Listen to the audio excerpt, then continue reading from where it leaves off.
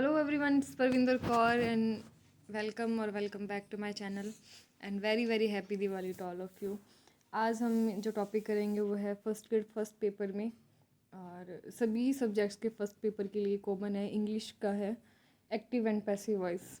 उसको हम जल्दी से और एक शॉर्ट में समझने की कोशिश करेंगे। एक्टिव वॉइस के अंदर जब सेंटेंस हमें दिया रहता है, जब कोई व्यक्ति या वस्तु सब्जेक्ट के रूप में कार्य करता है, यानी कि मतलब जब हमें उसका सब्जेक्ट कोई पर्सन या थिंग दिया रहता है। मैंने ज़्यादा इसको हिंदी में बनाने की कोशिश करी है ताकि जो हर कैटेगरी का स्टूडेंट है वो इसको ईजीली है वो समझ पाए।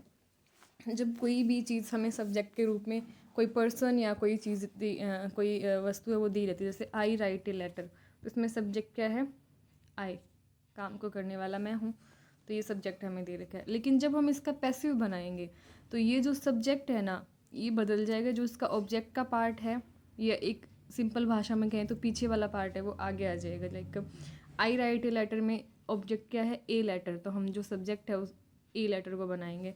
जब कोई व्यक्ति वस्तु ऑब्जेक्ट के रूप में कार्य करता है, हालांकि वो ऑब्जेक्ट नहीं होता, लेकिन समझाने के लिए मैंने ऐसे आपको बताने के लिए कि ऑब्जेक्ट मान लो।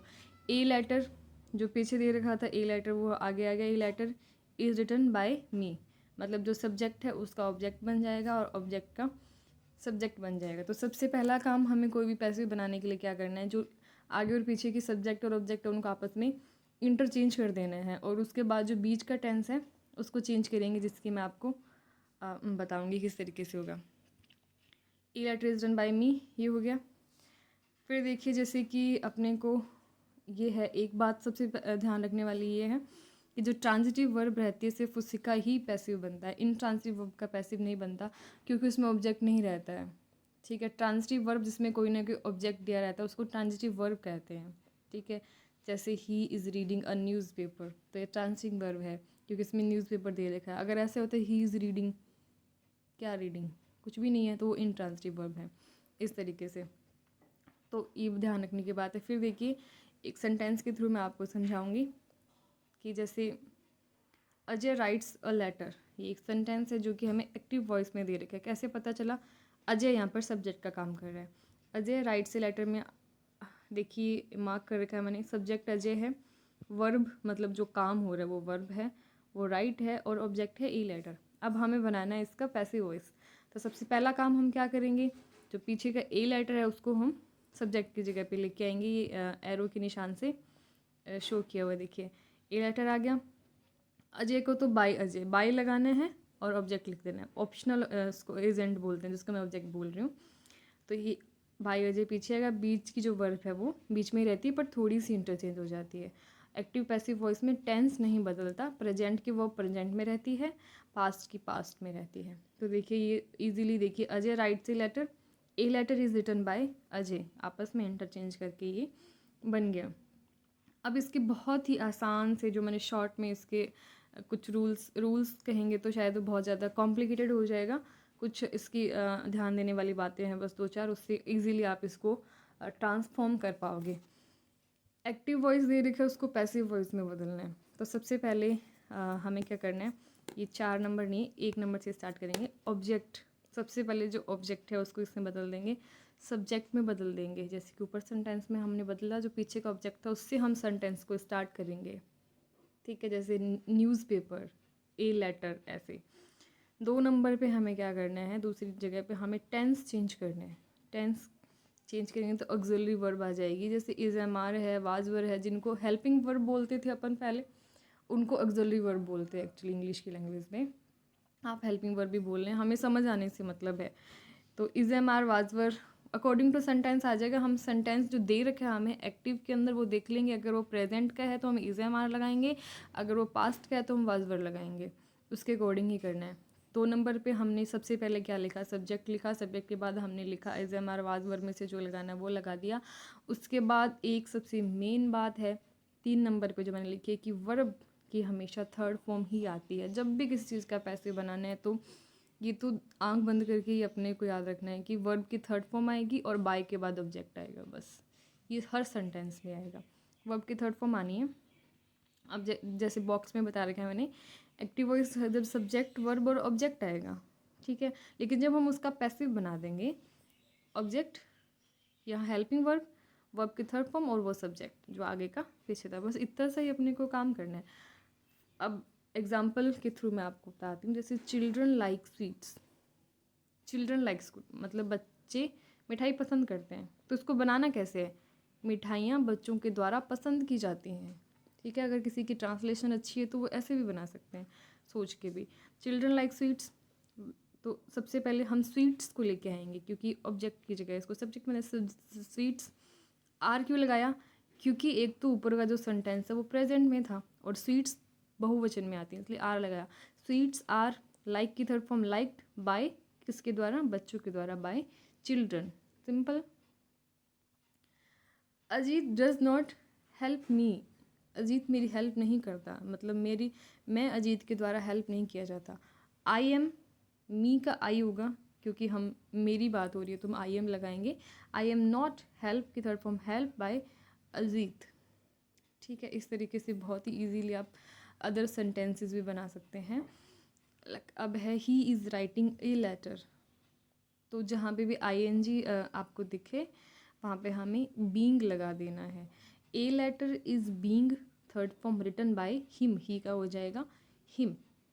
रानी इज़ ईटिंग एन एप्पल, तो सबसे पहले लेके आएंगे हम आगे क्या, एन एप्पल, इज़ का इज़ ही रहेगा क्योंकि टेंस तो हमें चेंज नहीं करना। इज़ बीइंग इटन, क्योंकि जब हम इसकी थर्ड फॉर्म बनाते हैं ना वर्ब की, तो आई एन जी को हटा के बी के साथ लगा देते हैं और उसकी थर्ड फॉर्म बना देते हैं, इज़ बीइंग इटन बाय रानी। तो इतना ये सिंपल सी बात थी, वैसे बात इसमें इतनी ही है, लेकिन अब थोड़ी सी बात जो टेंस किसका किस में बदलेगा, बस वो एक छोटी सी टेबल है, मैं आपको बता देती हूँ अभी। तो देखिए ये है टेंस परिवर्तन के नियम, आपको इसको देख के डर नहीं जाना, बहुत आसान है ये। जैसे कोई भी सिंपल प्रेजेंट टेंस है, सिंपल प्रेजेंट का मतलब होता है वर्ब में ऐसे यस लगा दिखे तो वो सिंपल प्रेजेंट टेंस होता है। तो उसके साथ हमें क्या करना है, जब उसको बनाना है तो इज़ एम आर में से एक लगा के वर्ब की थर्ड फॉर्म लगानी। वर्ब की थर्ड फॉर्म सब में कॉमन है, जब भी आपको सेंटेंस में ऐसे ई एस दिखे तो आपको इज़ एम आर में से एक लगाना है। जैसे कि अनुराग मेक्स अ नॉइस, मेक्स दिख गया ना, इस मीन्स हमें क्या करना है, इज़ मेड लगाना है वहाँ पे। उसके बाद जैसे कि कॉन्टीन्यूस मैंने बताया था, जब भी वर्ब में प्रेजेंट या पास्ट कॉन्टीन्यूस हो, इज़ एम आर या वाज वर लगा के बीइंग लगाना है, जब भी आपको आई एन जी दिख जाए साथ में, ठीक है, तो उसमें बीइंग लगाना है। जब भी आपको सेंटेंस में हैज़, हैव या हैड तीनों में से एक दिख जाए तो वहाँ पे आपको हैज़, हैव, हैड के साथ बीइंग लगा देना है। जैसे he had written a letter had been written by him, ठीक है। जैसे कि the plates, he has washed the plates have been washed by him, बाकी सेम ही रहता है, वही थर्ड फॉर्म रहती है, लेकिन बीन लगाना है कहाँ, जहाँ हैज़, हैव, हैड दिख जाए वर्ब में, वाक्य के अंदर। जब भी कभी वाक्य में आपको सेकंड फॉर्म दिख जाए, जैसे ही स्टोल माई बुक, उसने मेरी बुक चुराई, तो हमें क्या करना है, वाज वर्ड लगा देना है। My book was stolen by him, my book was stolen by him, ठीक है। Ajay spoke the truth, spoke second form है तो हम क्या करेंगे, वॉज स्पोकन, ठीक है। सेकंड फॉर्म दिखती है आपको वाज वर्ड लगा देनी है। जब भी कभी शेल विल दिखे, मतलब फ्यूचर टेंस का हो जाए, तो हमें शेल विल के साथ बी लगा देना है, will be, shall be delivered, ठीक है, ऐसे। और फिर जब भी कभी आपको हैज़, हैव, हैड के साथ ऑलरेडी बीन लगा हुआ ही मिल जाए, नहीं है तो अपन लगाते हैं, और लगा हुआ ही मिल जाए तो उसको सेम टू सेम रख के वर्ब की थर्ड फॉर्म लगा देनी है, उसमें चेंज नहीं होगा। जब भी कभी आपको कोई मस्ट, मे, कैन, कुड इस तरीके की मॉडल लगी हुई मिल जाए तो मॉडल के साथ हम क्या लगाएंगे, बी लगाएंगे। I must help the poor must be helped by me, ठीक है, ये लगा देंगे।